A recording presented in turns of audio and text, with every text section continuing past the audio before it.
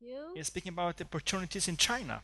So Yes. traveling from Japan to Iran, Iraq, and then China. Yes. And I'm afraid I will have fewer interesting statistics for everyone because I'm going to approach this from a legal standpoint. My talk is mainly going to be on basically the experience of our China's practice lawyers in helping companies in the life sciences sector in doing business in China.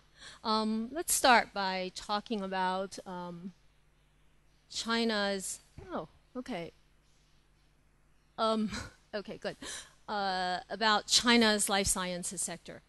Generally, it's divided into these four sectors. I think from a regulatory standpoint, I think it's easier for us to discuss it this way. So, first of all, it's the pharmaceutical, chemical drug sector, the medical devices, healthcare, as in hospitals, clinics, and biopharmaceuticals. But I put biopharmaceuticals last not because it's less important, but because it's newer. And I think the law on that part is still, in flux. Um, China's life science sector compared to Sweden's is like an adult, akin to a baby as opposed to an adult. It's actually in its very early stages. It is relying on a lot of the Chinese returnees. In Chinese, we call them haigui, sea turtles. Simply because sea means you travel across the ocean. Gui is another word for return, and it's the same. The word for turtle actually sounds the same, gui. So that's why we call them sea turtles. And these are the peoples who've worked in research facilities, say in Sweden, other parts of Europe and U.S., and they're going back to China to do research, develop new products, and hopefully, provide innovation for our country. And a lot of them actually are using grants from the Chinese government, and these grants are amounting to say upwards of 1 billion allocated to the best of projects. In terms of independent innovation, the patents are not close to international standards. And so this is where I think, the European companies like yourselves can actually come in and perhaps provide the sort of partnership, the licenses, the kind of arrangements, the kind of cooperative arrangements that will be mutually beneficial to both sides. I wanted to talk a little about China's 12 5-year plan. As most of you probably know, China is a state-owned economy. It actually really issues a plan every 5 years. And when you go through them, it's actually very, very detailed. And every one of these 5-year plans will have subsequent to its issuance, more regulations and notices issued by the various industries. I won't bore you with all the details because it would be a lot of paper and a lot of discussions. But I'd like to point out, I think, the 3 points we thought actually would affect the life science sector and would particularly be of interest to foreign companies seeking to do business in China. And the first would be to promote key areas and to encourage cross-development in order to cultivate and develop strategic, innovative industries, to guide enterprises to engage in M&A and restructuring in order to transform and uplift the manufacturing industry, and to strengthen the urban and rural medical service system. Okay, so I guess these are all words. How do they translate into opportunities? Let's see. In terms of the strategic industries, there has been guidance. It appears that the government is targeting biomedical, bioengineering, bioagriculture, and biomanufacturing as the 4 areas that they would like companies to go into. I mean, specifically, just by way of example, lab diagnostics, blood chemistry, diagnostic tools for cancer. These are all like hot technologies. And in terms of, sort of government policy, as you can tell already, China is very much, a planned economy where the even technologies that are imported or exported out of China, there is an overall grand plan where I don't want to say foreign investors are controlled, but they're more or less influenced by those plans with the use of, incentives and approvals. All right, and the next section. Another part of the 12th five-year plan goes to M&A and restructuring. And the idea now is to focus on medical and pharmaceutical industries, is to push competitive enterprise to engage in mergers, acquisitions, and restructuring across regions, and to promote development of independent brands, and to increase the value influence, and to increase market concentration in the industry, and to speed up growth of large-scale enterprises with core competitiveness and international renowned branding.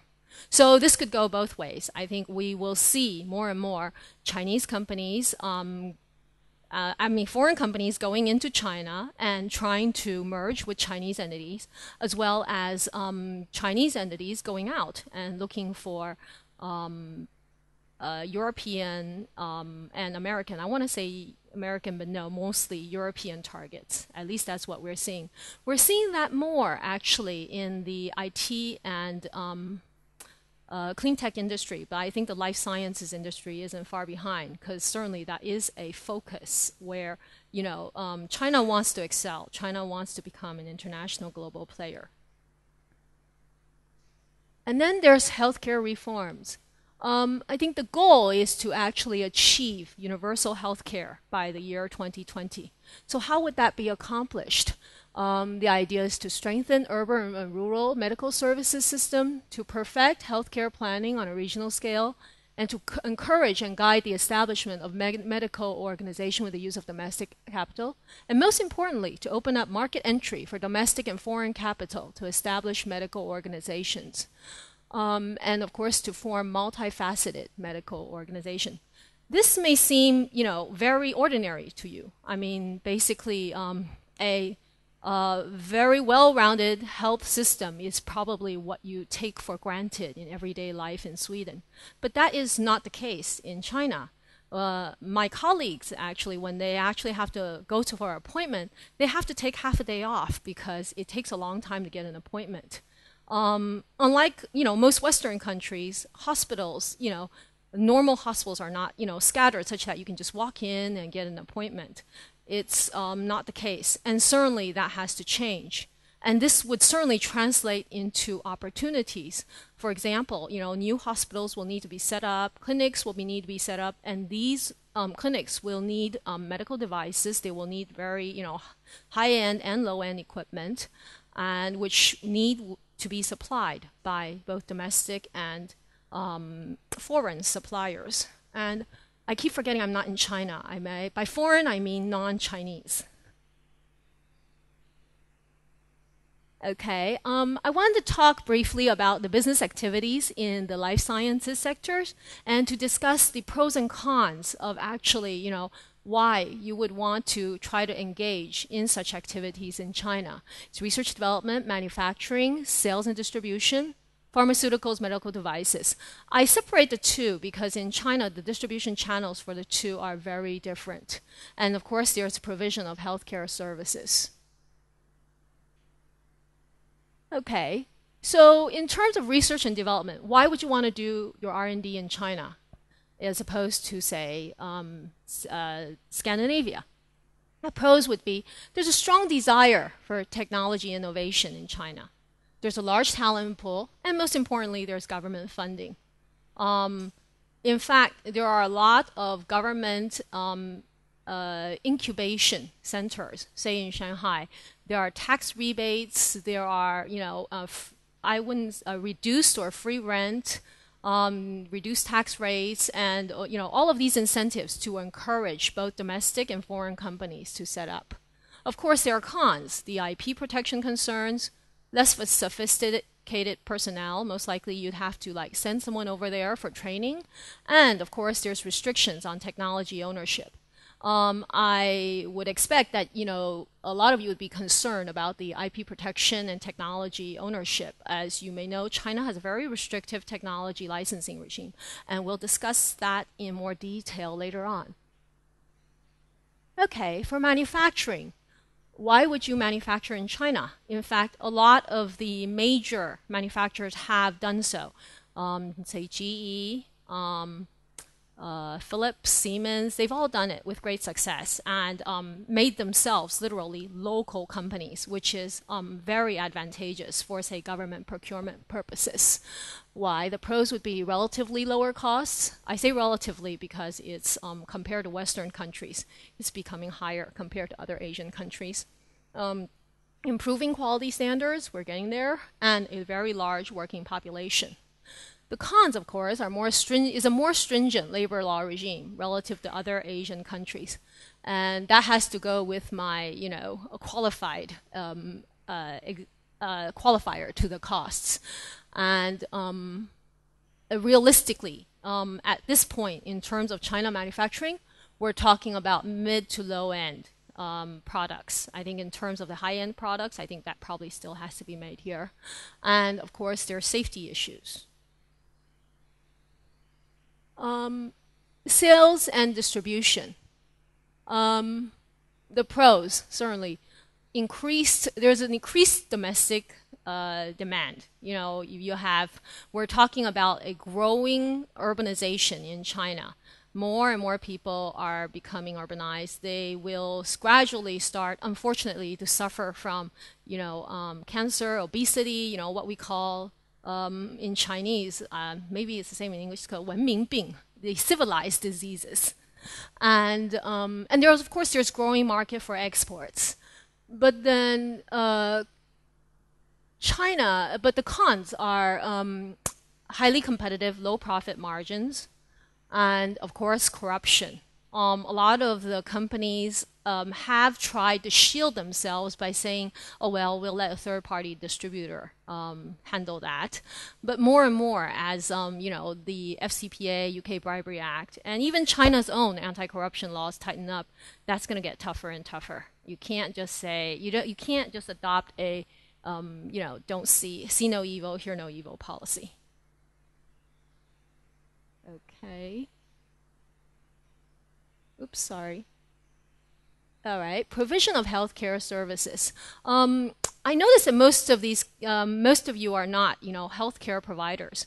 But I think the most immediate movement in foreign investment will probably happen in this area, because last year, right around Christmas, China just lifted its a restriction on foreign investment in hospitals. In the past, you actually had to have a Chinese owner that owned up to 30% in order to set up a hospital. So that's been lifted. The laws haven't been out yet, so we're not seeing approvals coming forth quickly. But I'm sure they will be coming through. A lot of investors, so some of our clients actually, are very interested in this. They're looking into setting up hospitals, clinics in China, wholly foreign owned, and certainly they would want to target, I think, the high-end market, and that translates into, high-end medical devices, equipment, high-end drugs, and that will, I think, have some sort of a spillover effect on the rest of the life sciences sector. Okay. All right, let me talk about the means of market entry. This is based upon what we've generally seen among our clients.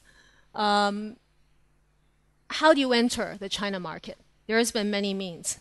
It's actually been quite interesting. I mean, in the 1980s, for example, you want to set up a drug manufacturing enterprise.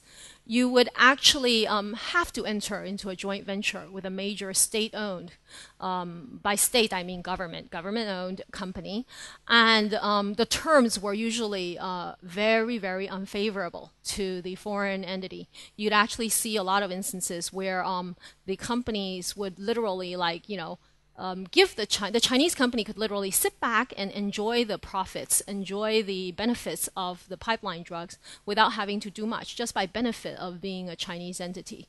And then years passed, and all of a sudden, all these big pharma companies discovered, oh God, this is not good for us. So they started setting up wholly foreign-owned companies. And in recent years, we've seen a lot of companies actually set up their wholly foreign-owned manufacturing facilities, research and development centers. There have been incentives for that. But now we're seeing another shift in the other direction, where mid-sized companies or smaller companies have realized that having a Chinese partner sometimes isn't too bad. Especially now that Chinese parties have actually grown to the point where they can contribute more than just land. They can contribute, connections. They have existing distribution channels. In some instances, they can be a very strong partner to get your business started in China. So I think we're seeing both now. For a while we were seeing JVs, and then we were seeing just woofies. There were years when I did not set up a single joint venture, and now I'm seeing a mix again. So it's actually quite interesting, how these things change over the years. And of course, people are also trying to acquire existing domestic or foreign invested enterprises. For the most part, they're existing domestic enterprises. And we're seeing a bit more of them. In the beginning, it was a bit of rough sailing because we would do due diligence and the companies would actually not be able to accept, previous practices. They would be afraid of the liabilities that came with it, and basically the deal would die. And, it really depends on the risk tolerance of the companies, but we're seeing some of those as well. Of course, if you don't choose to actually have your own your own corporate entity in China, there are actually other alternatives. There are cooperations, other commercial arrangements. There's research development, collaborations, tech license, and distribution arrangement. And there's a whole host of those.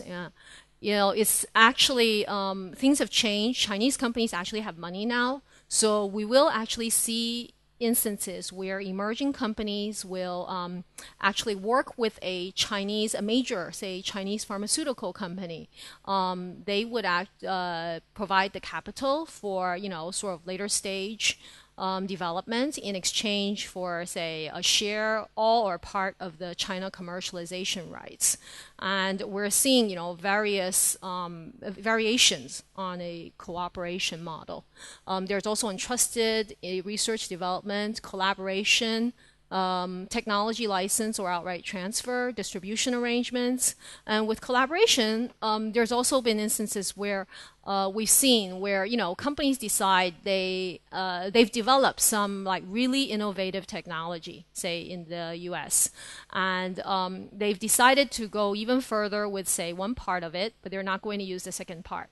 So they license the second part out to the Chinese company for further development in exchange for further capital to actually continue the research for the part of the technology they do want to further develop. So there are variations on all of these. So life is very interesting out here. All right, now I come to issues of concern to foreign investors in the life sciences sector. I want to touch upon IP, regulatory issues, technology license, combating bribery and corruption, competition, advertising, pricing, and data protection. I think on competition, I just wanted to mention that advertising and pricing in China is actually for pharmaceuticals and medical devices are regulated, and they're regulated under separate laws. But generally, I mean, the laws are not really excessive. It's just like fairness and everything, except for pricing. I think there is aside from law, of course, there's the price reimbursement list. China is not Japan, and basically, both foreign and domestic companies in the years ahead will be called upon to squeeze their profit margins. The question is China a big enough market to make that worthwhile? And whether you can actually, the larger volume that you would anticipate getting, would that justify, cutting into your profit margin? So, all right, now I'm come to the separate sort of issues I wanted to address today. Protection of intellectual property. Life is very different. I mean, from when it was 10 years ago, when I started out life as an IP lawyer, as just like a general IP lawyer instead of more a commercial lawyer. And at that point, when I tried to talk to people about their investments in China and the importance of IP protection, all I would hear about is, the IPs, I'm not buying the company for its IP. It has no IP. IP is not important. IP can't be protected. I think that has changed. China's laws and regulations have actually been revised. They've gone through like a complete overhaul over the years, starting from 2001 when China joined the WTO. And at this point, I think it's pretty much in line with what we have in other countries. Of course, the problem is with the enforcement and the implementation. We're a civil law jurisdiction. We don't have the level of detail that you would have, say, in Western jurisdictions. For example, you have case law to guide you. There may be instances where, you would have like, there's a clear black and white answer. And in our jurisdiction, there wouldn't be any. So I think that sort of accounts for some of the uncertainty you would experience in terms of, trying to protect your IP in China. But what can you do to protect your IP? First of all, diligence. It's important to review the IP portfolio, both developed in-house and acquired. Determine your freedom to operate. Basically you have to do an infringement analysis, see what IP you need, what IP you lack, the landscape out there, whether you need to acquire, or license from somebody, what you need.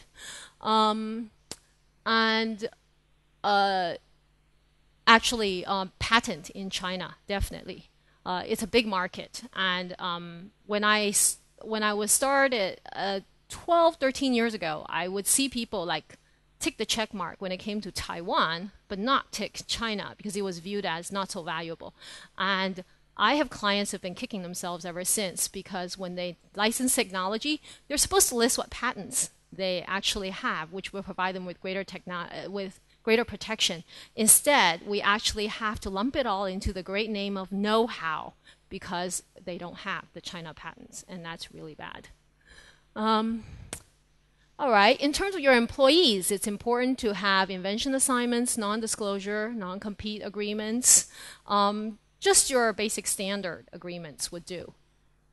It's important to know your business partners, value chain due diligence, because, for example, if you're entrusting manufacturer to a vendor, you want to know that they're not going to set up shop elsewhere and become your competitor. And of course, there's trademarks, branding in terms of coming into the market. Companies in China, I think the language we use is still Mandarin. So it is important, and there are various dialects. So it would be prudent when you choose, for example, a brand, to choose an equivalent Chinese brand and to make sure that there's nothing derogatory sounding in any of the major dialects before you start, trademarking, registering your trademarks, trying to sell it, advertising it as your brand or logo. And that's all, homework you'll need to do. Okay, in terms of regulatory issues, this is just sort of like an overview of what, things you might need, because regardless of whether you're entering into a cooperation or whether you're acquiring a company or setting up your own company, you want to make sure you have the requisite regulatory approvals. Note that in terms of, manufacturing, distribution, all of these activities require a certificate in order to conduct these activities. Drug registrations, they're available for new drugs, imported, and generics under different, procedures. Medical device registrations, they're Class 1, Class 2, Class 3. Imported products also subject to registration requirements. Class 1, the requirements for Class 1 are generally looser. In fact, in order to set up a distribution company to distribute Class 1 medical devices, you just have to actually make a filing for the record. You don't need approval. So that's relatively easy. There's regulatory controls over packaging, pricing, and advertising. I think we addressed the pricing and advertising issue earlier. In terms of packaging, if there's like even a small change, for example, name of the manufacturer, the address, you do need to make a filing. And I want to talk about marketing exclusivity for new drugs, but this is something under the old regime. This was an additional protection that companies could get for their new drugs. This is very helpful if, for example, you haven't got like proper patent protection. But that actually, under the old regime, that could go up to like 12 years. But under the new regime, it's actually been replaced. Right now, it's called monitoring. The government doesn't, unlike the old regime, the government doesn't commit to not approving another new drug like yours. They will say they put yours under monitoring. But in reality, it operates like a marketing exclusivity because they will not issue another generally speaking, they won't issue another drug to be placed under monitoring for this 5 or 6 year period. In terms of protection, you should know that, but this is true of all countries, I believe, because it's consistent with what you see in TRIPS. Undisclosed R&D data generated by original applicant is protected under for 6 years. All right, now let's talk about technology licensing. Technology licensing in China is very restricted. There are catalogs. There are catalogs for imported technologies. There are catalogs for exported technologies. They fall under 3 categories. They're either prohibited, in which case you can't do anything with them, or they could be restricted, in which case you need approval, or they could require registration, which means it's just a filing, and the contract will take effect, and registration is a 3-day process and merely a formality. Happily, most technologies that we know of fall under the permitted category, which means just registration is required. But this sort of casts a dark cloud on foreign companies seeking to license technology in or out of China, mostly in. Technology licenses, in China can be invalidated for the following grounds: illegally monopolizing technology, impeding technological process, and infringing upon the technical achievements of others. So when you're drafting your technology licenses, it's important that you don't violate these rules. There are also mandatory warranties. You must warrant that you're the lawful owner or licensing of the subject technology. You undertake responsibility for third-party infringement claims, harm the lawful interest to others, and technology provided is complete, error-free, effective, and capable of achieving its intended purpose. And these are applicable technology imports and by implication to foreign licensors. In fact, the same provisions are in China's contract law, but the parties are free to contract out of that. So that more or less poses a disadvantage to foreign companies seeking to license technology into China. So, we're aware of instances where companies set up a Chinese subsidiary to license in order to get out of this restriction, and or they actually just tone it down. At the end of the day, we actually have helped companies enter into contracts that have provisions that are not entirely consistent with this, and we're not aware of any contract that's been invalidated. But it's just good to know the rules as they are, so you're prepared. I mean, because take for example, error-free. If we're doing a software license, no software is error-free, and that's simply not realistic.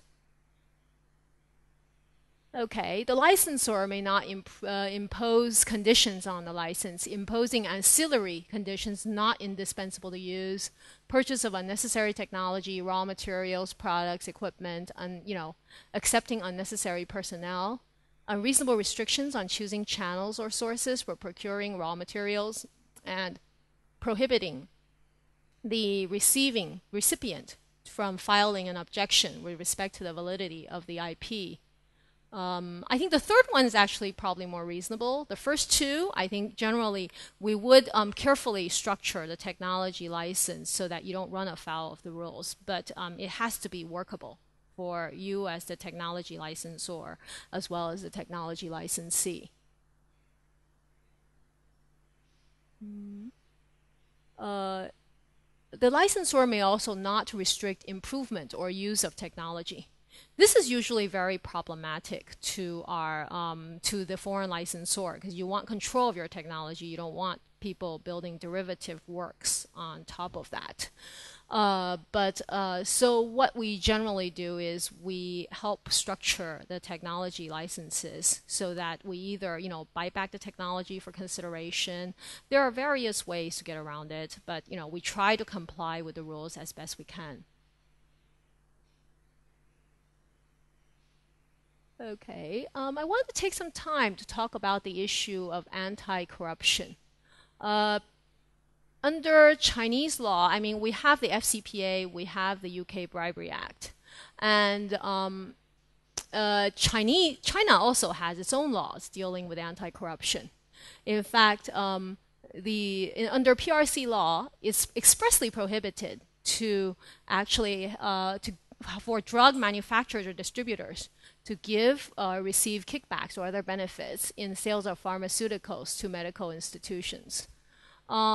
Realistically, it happens. That's very unfortunate, and you may actually get,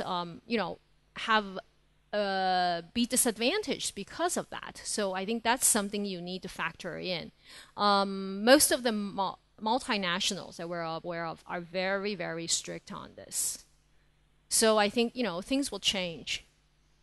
It's important to educate your employees. Well-designed and maintained anti-corruption policies and procedures should be instituted company-wide.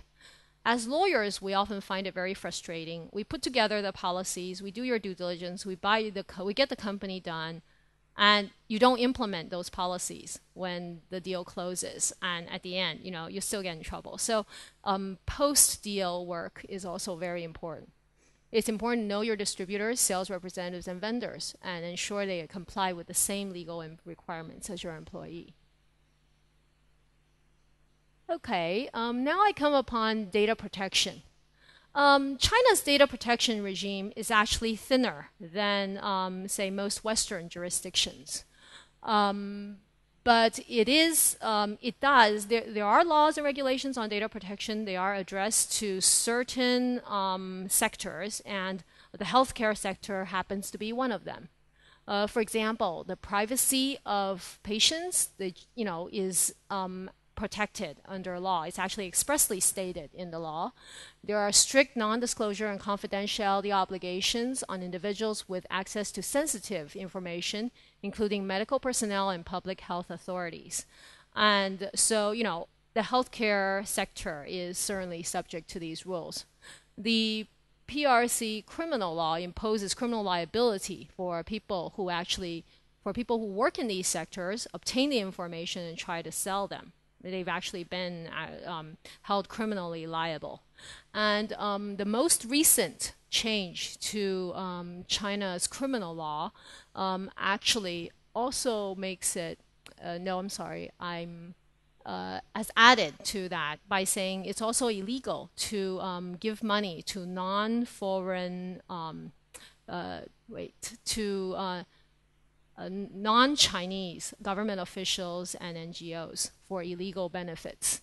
But that's not data protection, that's anti-bribery. So we're saying that, more and more, a lot of these, unlawful behaviors are coming under the scope, which would make you criminally liable. All right. Now I come to other contractual issues, and I just thought I'd touch upon them quickly because sometimes they're not obvious when you deal with these commercial deals. In terms of foreign exchange, this never comes up until the very end. But very often we find, oops, we forgot to put in exchange rate. The parties are unhappy, and if there's a huge lapse, sometimes it makes all the difference in terms of whether you can or can't reach a deal. Who bears burden for taxes? That's also another issue. But I think that's less China specific. That's probably true in all jurisdictions. There's confidentiality, scope, and duration. It's useful to actually stipulate that, be very, very specific as to what you consider confidential information. Because there's this language barrier, you'll find that a lot of your confidential information may be summarized or prepared in other form in Chinese, and you'll want to cover that in that scope so that when you're talking about return of information, what's confidential, what's not, you won't have an argument when a dispute arises. Governing law and dispute resolution. You must have at least one foreign party for a contract to be governed by foreign law and disputes thereunder to be resolved in offshore, outside of China. So there are instances if, for example, one Western company has its Chinese subsidiary enter into a contract with a pure domestic Chinese company. What to do? What we would suggest is you actually add the foreign entity, never mind in the role of a guarantor, or try to find something, a role for it in the contract to shoehorn it, so you can actually say it's a foreign related contract and therefore should be governed by foreign law, and disputes thereunder resolved in a foreign in a offshore forum. But that may not be important to you. More and more we're finding that clients sometimes are comfortable with settling disputes in Chinese courts, especially if they're in the major cities, Beijing, Shanghai, less likely that they'll be partial to, say, a purely private company. Languages, which language should prevail? This always comes up at the very, very end.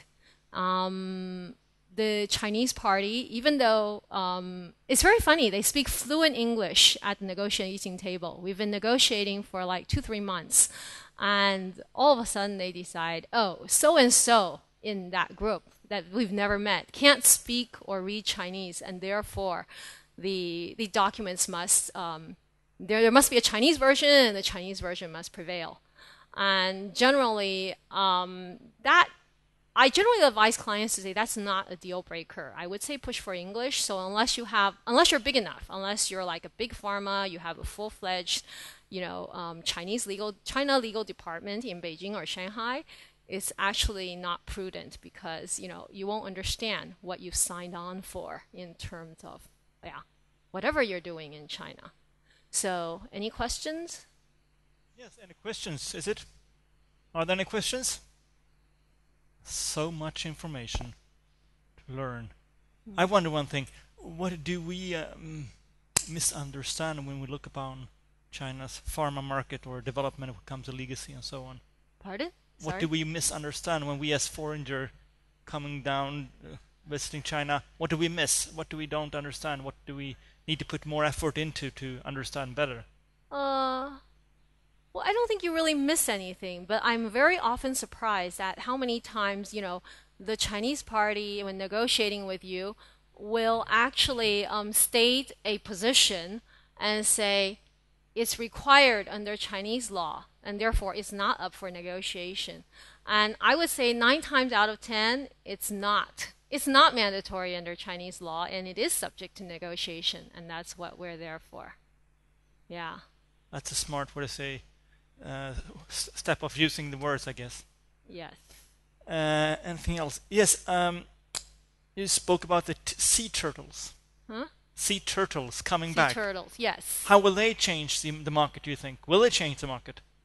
Well, yes and no, actually. There's been talk. I think the view is, as Chinese, we learn. Our educational system does not encourage creativity. We learn by rote. We memorize. So for us, it's probably more difficult to be creative than our Western counterparts. So the view is, it may not be there. We may not be able to reach the level of innovation that Western countries have. On the other hand, there's a saying, if you throw enough bread in the water, some of it will come up. So there are given the amount of money the government is putting into these efforts, there's this 1,000-man project where, talented individuals who've actually worked in major institutions are able to receive very substantial amounts in research funding. And, it's done on an annual basis. People submit and they go in, and and with such funding, they're usually able to get positions in very, very prestigious universities. So when we will have the first Nobel Prize in medicine. Sorry. We from already China. have Chinese Nobel Prize winners, but maybe in physics and chemistry. I'm not sure Did about we? medicine. I didn't know that. Sorry. Yeah. Congratulations then. Oh, Any more questions to Grace, Chen? No, not yet. okay. You'll be here for half an hour more? Yes. During the break? Yeah, I'm sorry. I'm trying to cram too much information. It's a little haphazard. It's just sort of like because I don't know what kind of business you're going to do, what your plans are for China. So I think it is a bit disorganized. So if you guys have specific questions, feel free to come and ask me. All right, And she will a be lot. organized. Yes. She was already. Thank you very much for coming Thank here. you. Thank you. All the present from Sweden. Thank you. Thank you. 谢谢